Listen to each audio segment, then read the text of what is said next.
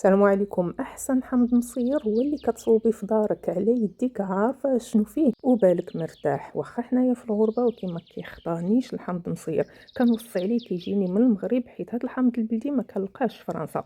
غسلته مزيان وخليته حتى نشف، ومن بعد غادي نستعمل معاه الملح البحري الطبيعي، غير مكرر وغير معالج وما فيه حتى شي اضافات، خصو يكون طبيعي.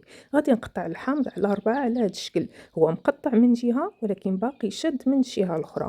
صافي غادي نكمل الكمية اللي عندي نقطعها كلها، ومن بعد غادي نعمرو بالملحة. ما تخافوش من الكمية الكثيرة د الملحة، لأن الحامض المصير كنستعملوه في الطياب وما كنزيدوش معاه الملحة، منه حامض ومنه ملحة. كنكمل الكمية د الحامض اللي عندي كلها، كنعمرها مزيان بالملحة، ومن بعد كندوز نستفها في القرعة ديال الدجاج تكون نقية ومعقمة.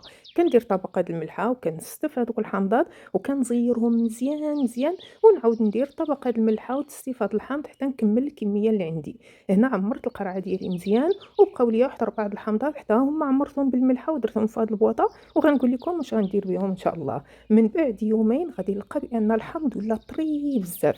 هنا كنقدر انني نزحمو اكثر، وكندخل هذوك الحامضات اللي بقاو عندي. ضروري يدينا يكونوا نقيين مزيان مزيان ومغسولين مزيان، وداك الماء اللي طلق الحامض في البواطة ديال الزاج حتى هي كنعاود نردها للقرعة. ومره مره وقت ما دزت حدا القرعه كنقلبها ونشقلبها على هاد الطريقه. هاد الماء راه كله ديال الحامض، ما زدت ليه هو لا نقطه د الماء. وهذا الشكل ديالو من بعد اسبوع مازال ما وجدش، خصني نتسنى عليه على الاقل واحد شهرين باش يكون عندي حامض مصير ديال الدار من احسن ما يكون، مصوبه على يدي وعارفه اشنو فيه.